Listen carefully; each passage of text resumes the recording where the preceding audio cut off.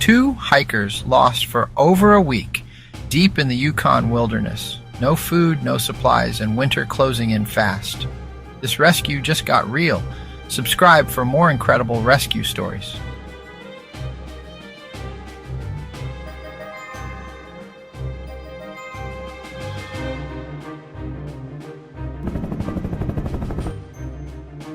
We flew north through low clouds and freezing rain.